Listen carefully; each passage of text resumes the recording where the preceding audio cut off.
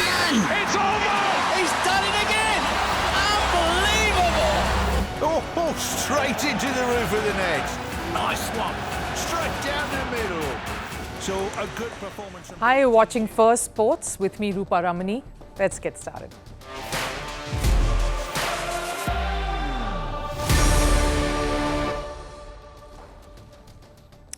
Right, on the show today, they say there is no rest for the wicked. Clearly, the Australian media is not resting. Their latest target is arguably the best bowler in the world today, Jasprit Bumrah. An Australian commentator has questioned his bowling action once more. What are the reactions to this? And is Bumrah heeding any of it? The year is drawing to a close, so time for awards and lists to start rolling out. Indian ace shooter Manu Bhaker and her family have kicked up a bit of a storm for not being in the list for the Khel Ratna award, which is the top honours that's bestowed upon sportspersons in the country. Sports Ministry says the list is not final, and Manu Bhaker has come out with a statement. More on that story heading your way. And Norway joins Palestine in calling for FIFA to suspend Israel football squad. FIFA is being accused of showing bias. Will there be a redressal here at all? But first, let's take a look at all the headlines on Sports 360. Starting with cricket, in a big blow to India, star pacer Mohammad Shami has been ruled out of the remainder of the India-Australia Test series. Shami hasn't played since November last year. Tanush Kotian, meanwhile, off-spin bowling all-rounder, will replace retired R. Ashwin in India's squad for the last two tests. Over in tennis, two-time doubles Grand Slam winner Max Purcell has admitted to doping and accepted a voluntary provisional suspension. The length of the suspension is yet to be confirmed by the ITIA. The US Open doubles champion is the latest in the list of Grand Slam winners testing positive for banned substances. Before Purcell, Yannick Sinner and Iga Swiatek failed the doping tests. On to football, Atalanta secured a 3-2 victory over Empoli in Italian Football League. After trailing 1-0, Charles De Ketelaere brought Atalanta level. Ademola Lookman scored minutes into the second half to put Atalanta ahead. Charles then scored the winner to take Atalanta on top of the Serie A points table. In chess, India's highest-ranked player, Arjun Erigesi, has finally received his US visa to compete at the Rapid and Blitz tournament in New York. This comes after the Indian Grandmaster waited for the visa for weeks. The Rapid and Blitz tournament, which kicks off on the 26th of this month, is the last tournament that offers points for FIDE Circuit 2024 race. The player who tops this circuit will qualify for candidates next year. Erigesi is trailing world number 2 Fabiano Caruana by just 6 points in the standings.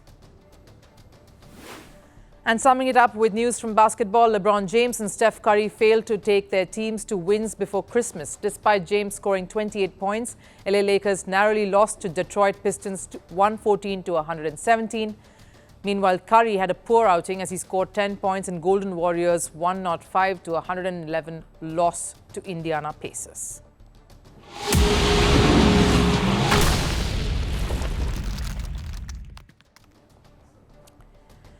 The Boxing Day test is just a couple of days away. The fiery exchanges between the two camps, India and Australia, have extended to all possible quarters, from players to coaches to the media personnel as well.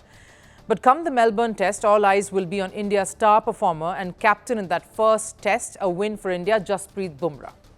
He's quite frankly been the only consistent thorn in Australia's flesh. He's been lethal, clinical, and has stood up and delivered throughout this series.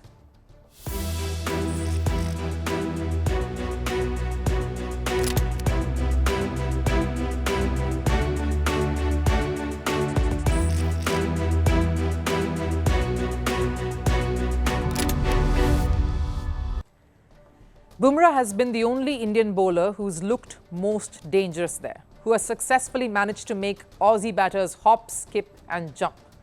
He's taken 21 wickets in the series so far, broken the record of most 5-wicket hauls by an Indian pacer outside Asia, and has been a prime reason why India is still in the hunt for a series win against Australia here.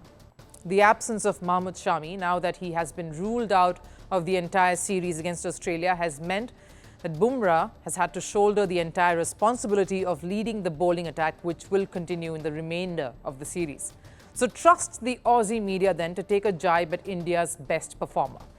This doesn't surprise me anymore now. The latest attack is on Jasprit Bumrah. Aussie commentator Ian Maurice yesterday questioned Bumrah's action. Why has no one questioned the delivery of India paceman Bumrah? Is it not politically correct these days?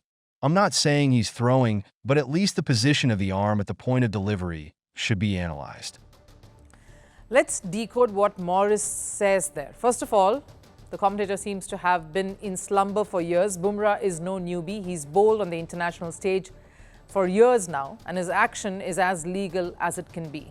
Anyone who knows the sport and its rules would say that without even giving it a second glance. The reason Bumrah is arguably the best bowler in the world today is not because he has a suspect action. It's just because he's got a solid, sharp cricket brain. He is the best bowler in world cricket in all the formats. He picked up the batter's weakness very quickly and he hardly bowled a short ball. And he realized that he would be expecting a short pitch delivery. He pitched up everything, swung the ball both ways and got 4 wickets. That's what you call the leader leading from the front. The Australian broadcaster Maurice here needs to be reminded that the reason Bumrah is unplayable is not because of an action that needs to be analysed. He's simply unplayable because Australian batters have failed to come up with the goods against this bowler, who has outplayed and outwitted them in their own backyard with his sheer skills, his shrewd cricketing acumen and his guile. The easiest way of handling Bumrah is to not say anything. He knows what he's doing and how he operates. He doesn't try to complicate things and keeps it nice and simple. There's not much discussion that we need to have with him. I know how he thinks, what he's trying to do. Whether he gets wickets or not, he's very clear in his mind. Australian batters, at least most of them, have been unable to do anything against Bumrah. So it's not just the bowler's smarts, but Australia's lack of adaptability as well. Sure, the action makes it a little more difficult to read. It's slightly deceptive, but that's on you, Australia. The other term Maurice uses in that comment that he made was political correctness. He says, are we not questioning the action because of fear of political correctness? What my learned counterpart is trying to say, without being straightforward, is that the only reason no one has scrutinized Bumrah's suspect bowling action so far is because of the undertones that it carries, that it may be deemed as racist in nature. It's just incredible the length some of the voices in the Australian media would go to incite and instigate, to play mind games just when a big test is upon both these sides. Maurice probably only needs to listen more and maybe to some of the voices in his own country who've raved about Bumrah and his impeccable talent. Please stop this nonsense of questioning Bumrah's action. It is unique, but it is unequivocally clean. It demeans a champion performer and the game to even bring it up. I would hate to face him. He is like Wasim Akram. For me, he is a right-hand version of Wasim Akram, and every time I am asked the question, who is the best bowler you have ever faced? I say Wasim Akram. Maybe the Australian media should just focus on what's expected from the Boxing Day test. Australia have a set of worries of their own, much like India. Will the debutant, Sam Constas, be able to beat the MCG jitters and face someone like Bumrah? How will the Aussie bowling attack look without the experienced Josh Hazlewood, who's out with injury? Will Boland step up here? Will someone apart from Travis Head give India more headaches, stand up and strike 100? So maybe cleaning some of that lens and refocusing on priorities is what some of the Aussie media needs to do. It's a big test coming up.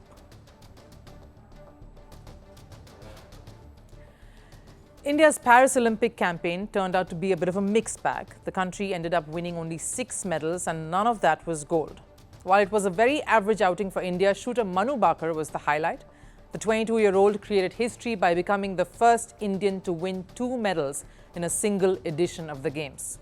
Bhaker first won bronze in the 10-meter pistol event and followed it with another bronze in the mixed team event. While the female shooter scripted history, she was reportedly omitted from a massive sports honour. Bhaker's name wasn't present in the list of athletes recommended for the Khel Ratna, which is India's highest sporting honour. A 12-member committee has recommended the names of India's Olympic bronze medalist and hockey captain Harmanpreet Singh, along with para-athlete Praveen Kumar, who won gold in high jump at the Paris Olympics.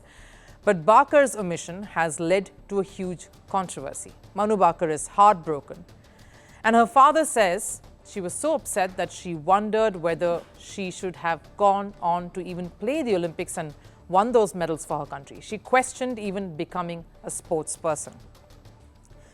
Bhaker's father, Ram Kishan, has expressed his anger at all of this, even saying that he regrets Bhaker becoming a shooter. I regret putting her in the sport of shooting. I should have instead made her a cricketer. Then all the awards and accolades would have come her way. She won 2 Olympic medals in a single edition. No one has ever done that. What else do you expect my child to do for the country? The backlash isn't only confined to Bhaker. Fans have also questioned the sports ministry for excluding Manu Bhaker's name.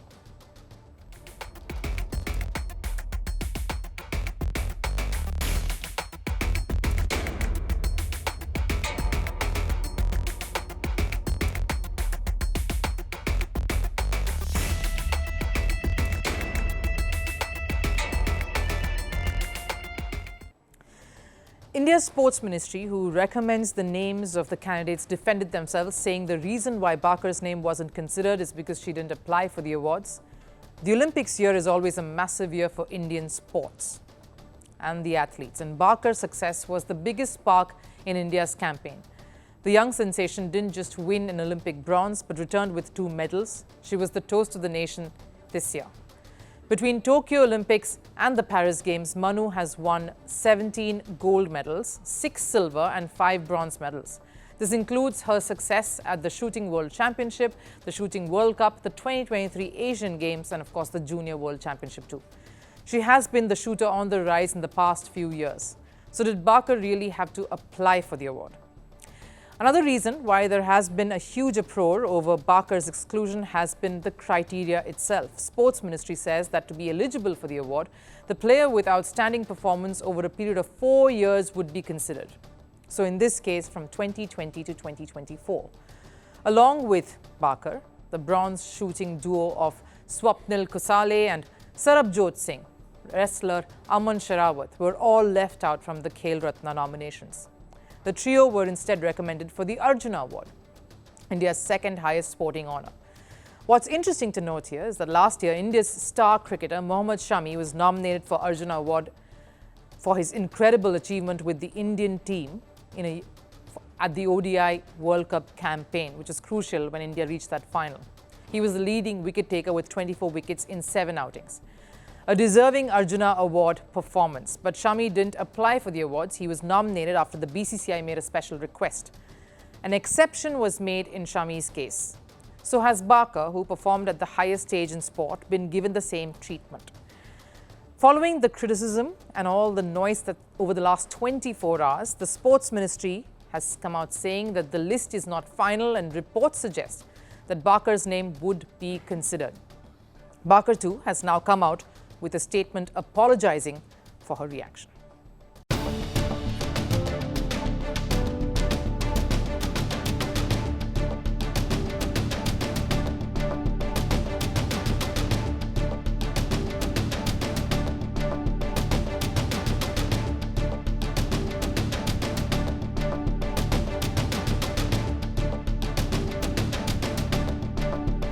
All of this only projects the times we are in. Today's athletes fear nobody. They will always voice what they feel is right. And they aren't just voicing their frustration, they're forcing people to listen to them. They're demanding what they feel is rightfully theirs. This is the new generation of athletes who demand and retort, who give back in the same measure that they get anything with. Not too long ago, Bhaker came out to shut out all the trolls who were abusing her for showing off her medals too much. The same Bhaker and her family is not only questioning her right to be recognized as one of the best in the country, but is also quick to retract and apologize. Football's international governing body, FIFA, is once again under the scanner after being slammed and criticized for giving Saudi Arabia the hosting rights for the 2034 Football World Cup. The governing body now faces accusations of being biased towards Israel. The Norway Football Federation has called on FIFA to investigate Israel over their human rights violations. Norway wants FIFA to sanction Israel for the ongoing war in Gaza. This after Norway and Israel were drawn in a World Cup qualifier that's scheduled to take place next year. Not the first time that FIFA has been asked to take action against Israel. Earlier this year, Palestine too demanded Israel be suspended. And while FIFA assured Palestine of investigating these accusations, no decision has been made yet. What's the latest controversy? A report. Norway is proving to be a major headache for FIFA. The country's football federation continues to question the governing body's approach in international matters. And at the center of it is Norwegian Football Federation president and former footballer Lisa Klaveness. Norway's first female football president's tussle with FIFA began in 2022. She spoke out against Qatar hosting the World Cup due to its human rights issues. She was also the first to question FIFA's intention to award Saudi Arabia the hosting rights for the 2034 World Cup. And while Klaveness ended up losing both battles, she continues to stay firm in her fight. And now she has echoed the stand of the Norwegian government and demanded FIFA to sanction Israel football for the ongoing Gaza war.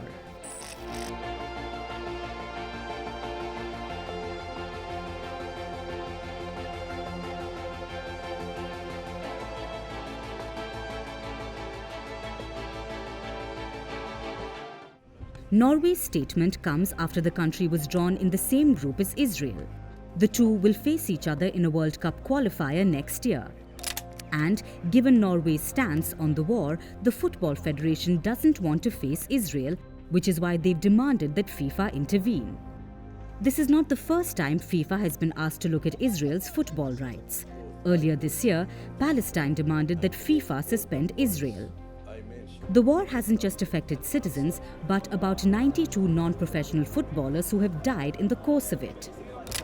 The Palestinian League is in shambles, and Israel is accused of organizing matches in territories belonging to Palestine. FIFA did not turn a blind eye to Palestine's plea and said they would launch investigations into the several allegations made by them.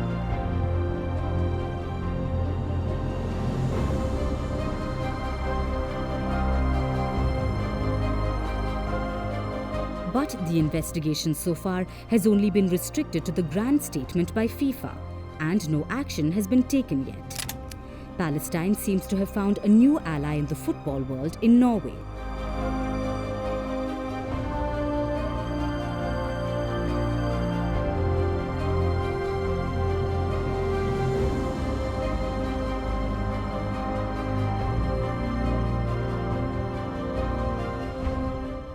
But the body facing all the heat and the pressure is FIFA. And it's not like FIFA has kept political matters away from football. In the recent past, there have been two major cases of FIFA's intervention. The biggest was when Russia got banned in 2022 for invading Ukraine's territory. In 2023, Indonesia's hosting rights for the FIFA Under-20 World Cup were snatched away because there was uncertainty over whether the country would allow Israel to play. With Norway and Palestine demanding severe action from FIFA, it's time for the governing body to prove that they are impartial in their approach. FIFA has been vocal about the Russia-Ukraine war, but at the same time has been silent over the situation in Israel and Palestine. So there's an obvious bias that other countries are miffed about. With question marks being raised over FIFA favouring Saudi Arabia, will the impartial governing body attract more scrutiny by siding with Israel? Or will Norway's constant complaints result in FIFA taking some action? Time for last serve. North Korea's weightlifters returned home to a rousing reception after winning medals at the Weightlifting World Championships. Take a look at the celebrations.